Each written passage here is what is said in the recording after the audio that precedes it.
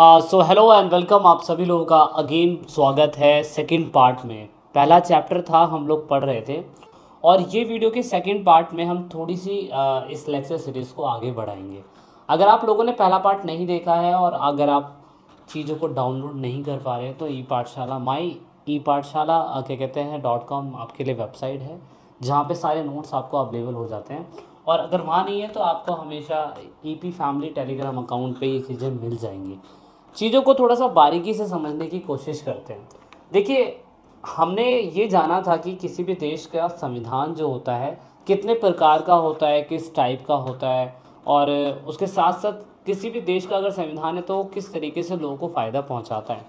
हमारा next topic जो होने वाला है वो होने वाला है mode of declaration, that means प्रचार का तरीका, एंड प्रोमोगलेशन ऑफ कॉन्स्टिट्यूशन यानी कि प्रसार का तरीका। प्रचार और प्रसार के तरीके के अंदर हम ये देखने की कोशिश कर रहे हैं कि किसी भी देश का संविधान बनता कैसे है और किसी भी देश के संविधान के साथ साथ भारत का संविधान किस तरीके से बना और इसने एट प्रेजेंट टाइम अपने आप को किस तरीके से बनाए रखा है। तो अगर हम देखें तो किसी भी देश के संविधान का अस्तित्व अलग अलग तरीके से आता है। जैसे मान लीजिए कि there are some country which constitution does not work properly. आज की डेट में भी कुछ ऐसे देशों के संविधान हैं जो सही तरीके से काम नहीं कर रहे हैं। मैं एक छोटा सा एग्जांपल आपको देना चाहूँगा। अगर आप लोग 12th क्लास के बच्चे को जानते हैं तो आप जानने की ये कोशिश करें कि यूएसएसआर एक ऐसी कंट्री है जो 1991 के बाद पूरी तरीके से रशिया बन गई थी, और इस यूएसएसआर के अंदर से CIS नेशन 15 देश अलग निकले थे। यानी कि पहले यूएसएसआर के अंदर एक सोवियत यूनियन हुआ करती थी, बाद में यूएसएसआर टूटा 1991 के बाद, और उसके बाद बहुत सारे देशों ने अपने देशों का संविधान अलग अलग तरीके से बनाया। तो आप ये सिंपल शब्दों में ये कह सकते हैं कि रशिया जो आज का इतना पावरफुल कंट्री है वो 1991 के अंदर ही उसका बॉर्न हुआ है सही तरीके से अगर देखा जाए तो।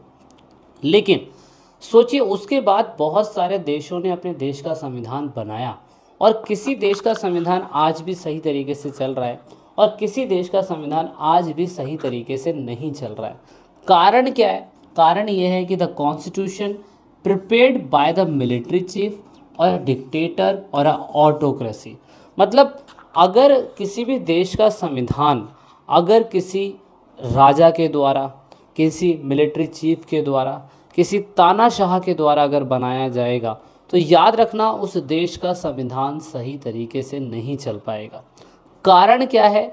कारण सिंपल शब्दों में ये है कि ये देश पूरी तरीके से अगर आप देखें तो एक समय तक तो चलेगा, लेकिन एक समय के बाद ये पूरी तरीके से अस्त व्यस्त हो जाएगा और एक समय के बाद ये देश का संविधान नहीं चलेगा। एग्जाम्पल के लिए अगर हम देखें तो हम बार बार पाकिस्तान का एग्जाम्पल देते हैं, लेकिन पाकिस्तान के साथ साथ बहुत सारी कंट्री है जैसे कि नॉर्थ कोरिया है। नेपाल के अंदर तो 2006 में जाके सही तरीके से लोकतंत्र इस्टेब्लिश हुआ था। सोचिए, 2009 में तो उन लोगों ने सही तरीके से अपने कॉन्स्टिट्यूशन को बनाया था। तो बहुत सारे इशू है। आपकी NCERT के अंदर नेपाल का जिक्र भी दे रखा है, तो आप उसे ज़रूर पढ़ने की कोशिश करिएगा, जो मैंने इसमें कवर नहीं करा है क्योंकि वो थोड़ा सा टॉपिक अलग हो जाता है इसीलिए।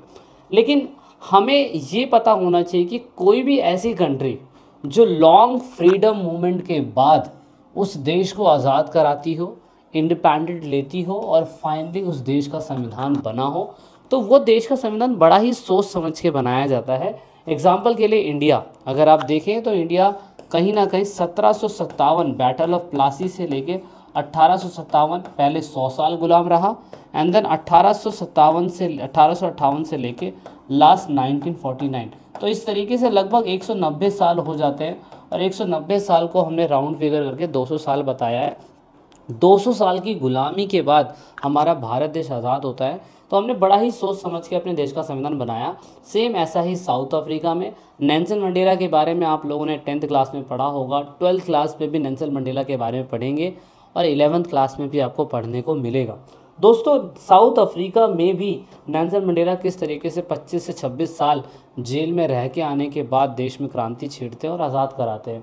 एंड देन जॉर्ज वॉशिंगटन, उन्होंने अमेरिका को आज़ाद कराया। देन अब्राहम लिंकन, बड़े बड़े लीडर आए। इन सभी कंट्रियों के रैंडम एग्जाम्पल बहुत सारे हैं। इवन अमेरिका के बाद फ्रांस भी अगर आप देखें, फ्रांस के बाद अगर आप जर्मनी भी देखें, ये बड़ी ही लंबी क्रांति के बाद जाके आज़ाद हुए। तो इन देशों का संविधान बड़ा ही सोच समझ के बनाया गया है। अगर हम अपने इंडिया की बात करें तो इंडिया का संविधान किसी व्यक्ति के द्वारा नहीं बनाया गया है। इंडिया का संविधान देश में कॉन्स्टिट्यूशन असेंबली के द्वारा बनाया गया है। एंड ये चीज़ पेपर के अंदर आती है कि भारत का संविधान बनाया किसके द्वारा गया है। तो भारत का संविधान कॉन्स्टिट्यूशन असेंबली के द्वारा बनाया गया है। 26 नवंबर 1949 में संविधान को बना दिया गया था। 26 जनवरी 1950 के दिन इसको लागू किया गया था। याद रखना, डिटेल्ड में मैं आपको थोड़ा सा आगे वाली वीडियो में बताऊंगा। लेकिन कुछ कुछ ऐसे देश हैं जहां पर रेफरेंडम के हिसाब से संविधान बनाया जाता है। तो रेफरेंडम के हिसाब से कौन से देश का संविधान बना है वो आपको ज़रूर उस कंट्री का नाम पता होना चाहिए। कारण ये है कि ये जनमत संग्रह है। जनमत संग्रह का मतलब होता है लोग एक साथ इकट्ठा होते हैं और लोग विचार विमर्श करते हैं। वहाँ पे कहीं पे राजा का शासन भी हो सकता है और कहीं पे रानी का शासन भी हो सकता है और कहीं पे किसी डिक्टेटर का शासन भी हो सकता है, लेकिन फिर भी जनमत संग्रह के तहत उस देश को चलाया जाता है। तो ये भी एक तरीके से बनाया गया। एंड देन अगर हम संविधान की बात करें, भारत की बात करें, तो भारत का संविधान बड़ा ही फ्लैक्सिबल है, कठोर भी है, रिटन भी है और कहीं कहीं पे अनरिटन कॉन्स्टिट्यूशन प्रिंसिपल भी काम करते हैं। लेकिन सही मायने में संविधान के अंदर ऐसे प्रावधान होने चाहिए किसी भी देश में जो रीजनल डाइवर्सिटी को फोकस करता हो। मतलब हर किसी के मतलब अलग अलग कैटेगरी के लोगों के लिए, सभी के लिए इक्वल होना चाहिए। और दूसरी बात, तो कहीं पे भी धर्म को लेके पार्शियलिटी ना करता हो। जैसे एग्जांपल के लिए भारत में धर्म को लेके पार्शियलिटी नहीं होती है। मैं ये वीडियो बना रहा हूँ, मैं आपको क्लियर कट बोलूँ, संविधान में ऐसा कुछ भी नहीं है। सभी लोगों के लिए इक्वल राइट्स बनाए गए हैं। आज भी उसका इस्तेमाल सही तरीके से होता है। चाहे आप कितना भी बोल लो कि भारत एक हिंदू राष्ट्र है, ऐसा बिल्कुल नहीं है। कॉन्स्टिट्यूशन में प्रॉपर सही तरीके से सारी चीज़ें दी गई है। नहीं तो बड़े बड़े नेता लोग जेल नहीं जाते, बड़े बड़े फिल्म स्टार लोग जेल नहीं जाते, क्योंकि कानून सभी के लिए बराबर है। इसीलिए किसी भी देश का संविधान ऐसा होना चाहिए, रिलीजन के खिलाफ और किसी ग्रुप के खिलाफ उसको पार्शियलिटी करने का अधिकार नहीं होना चाहिए। हमारे भारत के संविधान में तो लगभग ऐसा ही है। अगर हम एक संविधान की बात करें तो ऑफ कोर्स किसी भी काम को कंप्लीट जस्टिस से ही, कॉन्स्टिट्यूशन के थ्रू ही उसे फॉलो करवाए और सभी लोगों के जो भी बुनियादी बेसिक क्या कहते हैं नॉर्म्स है उसका पूरा कराने की बात करें। जैसे एग्जांपल के लिए सभी को समानता दे, सभी को जस्टिस दे, सभी को स्वतंत्रता दे, यानी कि लिबर्टी दे। तो ये सारी चीज़ें हमारा संविधान कराता है और ऑफकोर्स कराना भी चाहिए। किसी भी देश का संविधान ऐसे डिज़ाइन होना चाहिए कि जहाँ पर संविधान अगर फेल हो रहा है, अगर संविधान को दिक्कत हो रही है, कहीं संविधान लागू नहीं हो पा रहा है, तो वहाँ पे कहीं ना कहीं हमने किसी भी एक डिपार्टमेंट को सिंगल अधिकार नहीं देने चाहिए, नहीं तो वो शक्ति का गलत इस्तेमाल कर सकता है। इसीलिए हमें क्या करना चाहिए, हमें सभी शक्तियों को छोटे छोटे स्तरों में अलग अलग लेवल में बांट देना चाहिए और किसी भी किसी भी काम के उसमें इंटरफेरेंस होने का अधिकार नहीं होना चाहिए।